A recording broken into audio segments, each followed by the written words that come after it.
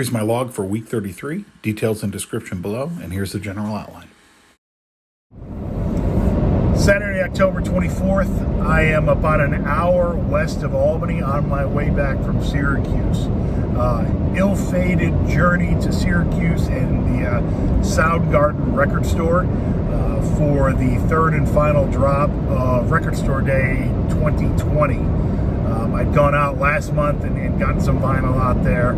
I decided to do it again today, but last time I went out, I actually spent the night at my buddy's house. Today I was like, I'm just going to make it a day trip. It's about 2 hours and 15 minutes, 2.5 out there. So I just got up early, hit the road at 6:30 in the morning, got out there, had identified 5 releases that I wanted to get.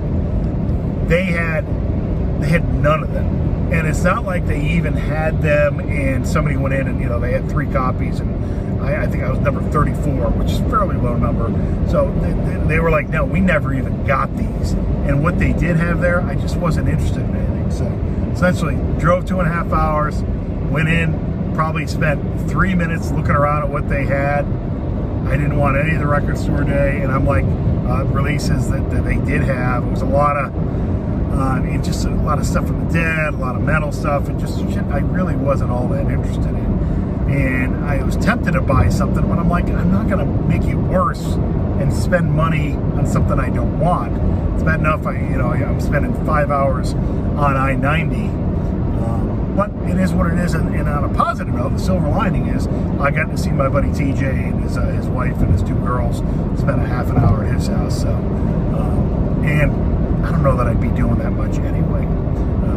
Given a Saturday, like I mentioned him, I'm like, yeah, it was like 11 o'clock. I'm like, if I was home, I probably wouldn't have pants on yet anyway. So, not that big of a loss. All right, so yeah, I drove all the way to Syracuse for Record Store Day. But at least it's not going to be a total bust, because as I get home, I got some vinyl waiting for me on my front porch. Sunday, October 25th, literally just woke up, and how odd. The first thing that popped into my mind before I was even fully awake is the old show, The Barney Miller Show. I mean, one thing if I'd been watching it last night on TV or stumbled across an ad for it, a box set on DVD or something like that. But I don't think I've thought of The Barney Miller Show in 30 years. Yet, that's what was in my noggin first thing when I woke up this morning. How freaking weird. All right, had my cup of coffee. I'm good to go. At some point, I'm going to have to go watch some Barney Miller episodes. I remember it, but I haven't watched it in 30 years. I do remember it was a good show. Talking about a good show, I love the Lincoln Project. They are just kick-ass as far as throwing shade at the Trump administration and all his enablers and cronies. The latest thing they've done is put up these huge billboards in Times Square. The one has got Jared Kushner on it, and it's actually taking a quote from a Vanity Fair article where showing the partisan response to COVID when it was initially hitting blue states worse than red states. So with the opinion of they're blue states, fuck them, we don't care. He's got a quote from that article saying, New Yorkers are going to suffer, and that's their problem, from Jared Kushner. And next to it, it's got Ivanka Trump with the death tolls for both New York and for the nation from COVID. And now, obviously, they were not happy about this, so they tried to send a cease and desist letter to the Lincoln Project. And it was just, I'll read some of it here to you. It's just farcical. Blah, blah, blah, blah, blah. And if these billboard ads are not immediately removed, we will sue you for what will doubtless be enormous compensatory and punitive damages. So, hey, we're gonna hit you with a bunch of money if you don't do what we want you to do. Lincoln Project was having none of it. These aren't Trump's suppliers that he can scare away because he's got the leverage to do it. These are seasoned Washington political shakers and movers who they got lawyers of their own and they know their shit. So their initial response was great. They just said nuts. And if you don't know what that means, that harkens back to World War II. 101st Airborne Division had been surrounded when the Germans attacked during the Battle of the Bulge. German commander sends a note over, hey, you're hopelessly surrounded. We demand your surrender. And that's how General McAuliffe responded. Nuts. So that was their initial response. Then they followed up with their letter from their own lawyer. And I'll read some of it here. Please peddle your scare tactics elsewhere. The Lincoln Project will not be intimidated by such empty bluster. Your clients are no longer mere Upper East Side socialites, able to sue at the slightest offense to their personal sensitivities. Mr. Kushner and Ms. Trump are public officials. They've been public officials since President Trump, in a gross act of nepotism, awarded Mr. Kushner and Ms. Trump senior White House positions in 2017. So, yeah, go fuck yourself. And it would be, makes me laugh, but it's in the middle of a national tragedy. We just hit another high, 83,000 infections in a day on Friday. So we are right in the thick of a third wave of coronavirus going into the winter. And like President Biden said, it's going to be a dark winter. It sounds like vaccines are coming, but it's going to take a long time to get those distributed. Plus, I'm guessing there's going to be cycles as far as how effective the vaccines are going to be. Dr. Fauci's even talking about, he hasn't supported in the past. He kind of said, hey, look, it's going to be up to the states and to people to do the right thing. But he's supporting, hey, we should probably put in a national mask mandate now, which people are freaking out about. But it's like, look, if you're not going to be freaking responsible, this is why it's raging wildly in this country, whereas other countries, South Korea, stuff like that, are back to normal because we're idiots. Jesus Christ. So there's that. What else is going on? Oh, talk about as far as coronavirus not being under control. Vice President Mike Pence's staff, key members of the staff, have just tested positive for coronavirus. So, the White House already had President Trump and the First Lady and their son and a bunch of his staff, huge super spreader event that impacted dozens and dozens of people. At the White House, it's still not under control, yet they're going out campaigning. They're claiming he's an essential worker. The vice president did test negative, but it just shows it's just completely out of control as they're grasping at straws, trying to stay in office, which, God help me, the freaking electoral college scares the shit out of me. I mean, he lost by 2 million votes in 2016. It looks like he's going to lose by more, but there's still a possibility that like a county in Wisconsin could end up deciding and keeping this freaking guy in office. I still maintain he is the biggest threat to the country in my lifetime. But anyways, I'm going to go watch Barney Miller now. Monday, October 26th, news just came across that the Senate has pushed across, a week ahead of Election Day, Amy Coney Barrett, President Trump's nominee, to backfill Ruth Bader Ginsburg on the Supreme Court. Senate certainly has the right to do it, but it's absolute hypocrisy by the GOP, who refused to vote on President Obama's nomination 8 months ahead of the election because they claimed it was an election year, yet they do it 8 days ahead of the election. Karma's a bitch, GOP. And shit, this coming from a former GOP member. It's just hypocrisy and a sad day for America.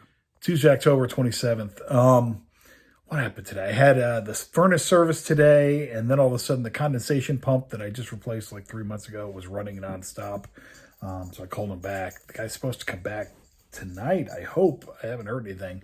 It stopped running, but I don't know if it stopped running because it burned out or because it actually did what it was supposed to do. I don't know. We'll see. I just like shit to work. Big news today, at least locally and actually nationally. It was kind of a national headline. Keith Raniere, the head of the NXIVM cult, just got sentenced to 120 years.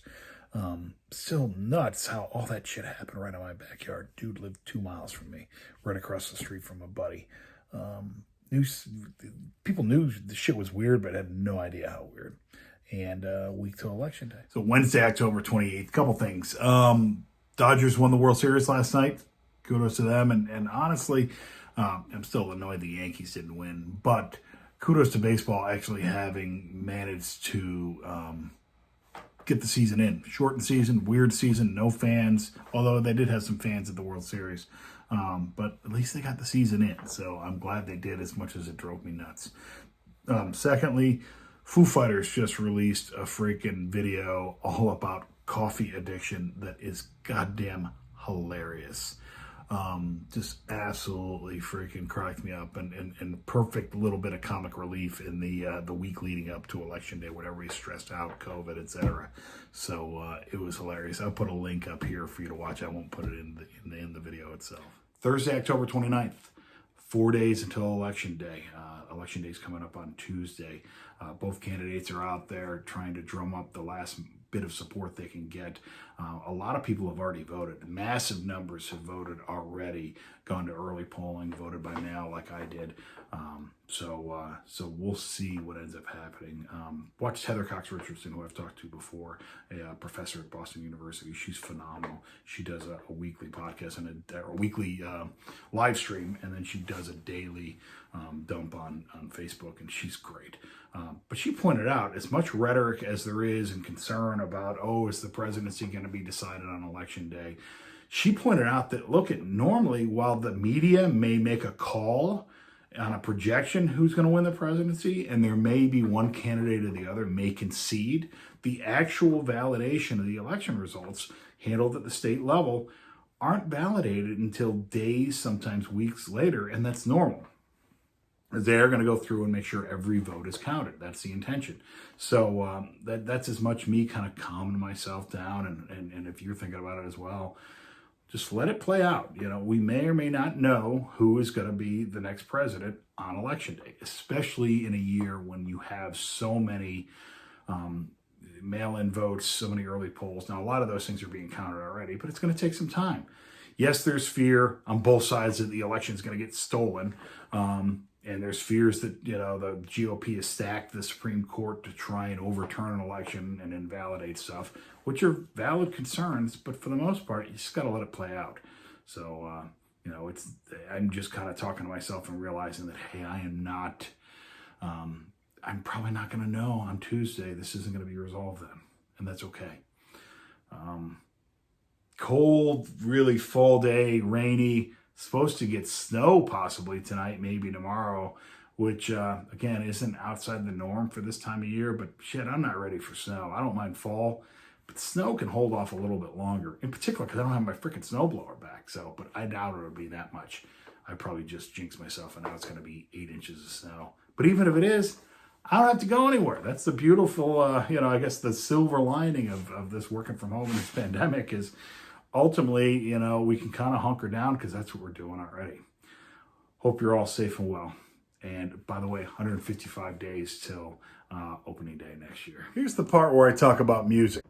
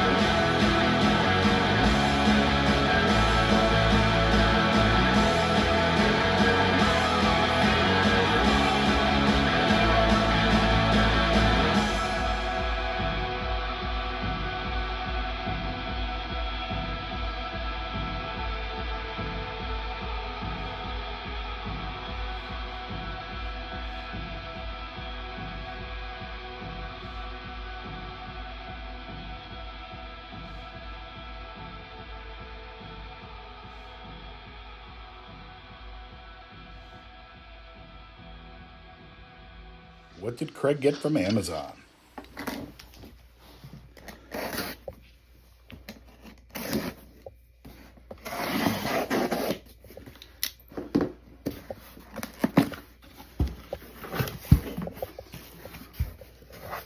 Melatonin, restocked, and vinyl.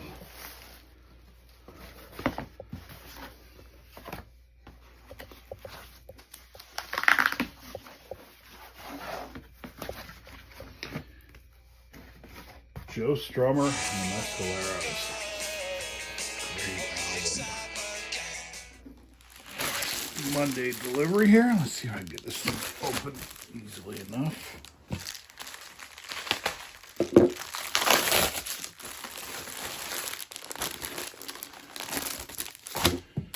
Vinyl record covers. And oh man, these are not what I was looking for. I should not have gone with the cheap ones. Shit. This is actually literally just the record cover, not for the album cover. I'm going to have to return this. Hey, so kudos to Amazon. I actually went in and was going to return it, even though it was my mistake. They made it a returnless refund. They just credited me, whatever it was, like $10 or whatever I paid for them. They're like, we don't want them back. I don't know what the hell I'm going to do with them. As you can see, they're around. I probably have some of my mom's old stuff. My parents have some old stuff I can use, but still. Amazon made it super easy. All right, this is the vinyl covers that are actually the right size that I was looking for. I'm glad I didn't have to return the other ones. Got 100 of them. It should take me a while to go through these. Friday, October 30th. And look at what we have here. Freaking snow. Yeah, this is more than I was expecting. As far as accumulation, thought we might get some flakes. But what do you think, Sam? Mid-afternoon, we've still got a little bit of snow on the ground in the shaded places, but otherwise most of it's gone. Hope everybody's doing well. Get out there and vote if you haven't. Try and not freak out about what's coming up with the elections, and be safe and well.